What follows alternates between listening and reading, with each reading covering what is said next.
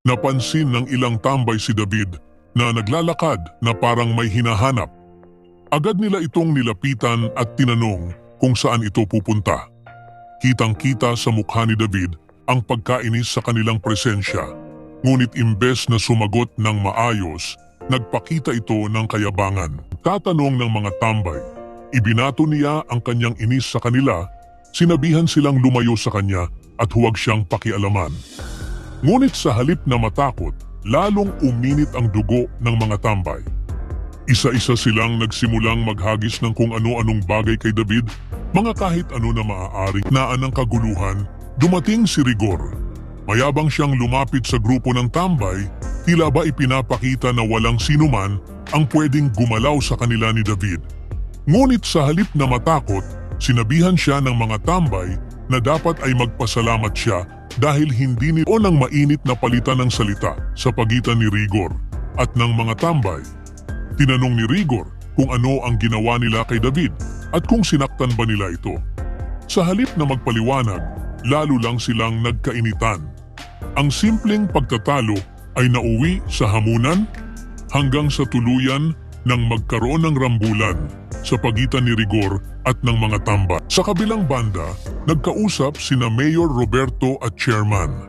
Galit na galit si Mayor habang ipinapahayag ang kanyang pagkadismaya sa sunod-sunod na kaguluhan sa barangay. Kung hindi rambulan, barilan naman. Napabuntong hininga si Chairman. Sinabing may isang pamilya na siyang palaging pinagmumulan ng gulo. Matapos marinig ang paliwanag ni Chairman, nagbigay ng babala si Mayor Roberto. Sinabi niyang kung hindi magagawa ng paraan ang kaguluhan at kung patuloy na madadamay ang buong barangay sa away ng iisang pamilya, mas makabubuting palitan na siya bilang chairman. Ramdam ang bigat ng sitwasyon. Isa itong matinding pahiwatig na may malaking pagbabago ang sa mansyon ng Montenegro. Nagkaroon ng seryosong pag-uusap sina Tanggol at Ramon. Napunta ang usapan kay Mukang at bigla na lamang itinanong ni Ramon kung nais ba ni Tanggol na makita ang labi nito.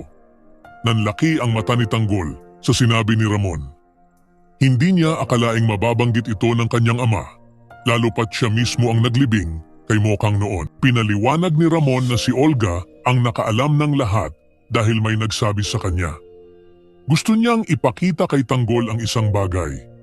Dahil sa sinabi nito, hindi na nagdalawang isip si Tanggol at sumunod kay Ramon upang alamin kung ano ang sinasabi nito tungkol kay Mokang.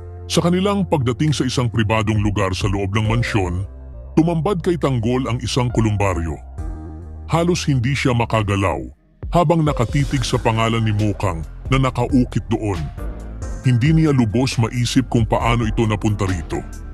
Sinabi ni Ramon na ngayon, matatahimik na ang kaluluwa ni Mokang sapagkat nasa bahay na siya ng mga Montenegro. Habang nagiging mas malalim ang bawat revelasyon, mas lalong nasasadlak si Tanggol sa isang masalimuot na katotohanan.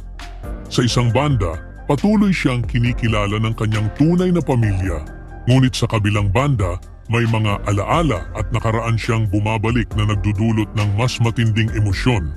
Ano ang magiging susunod na hakbang niya o patuloy siyang magugulo sa nakaraan? Comment section. Huwag kalimutang mag-subscribe at i-click ang notification bell. Maraming salamat sa panonood.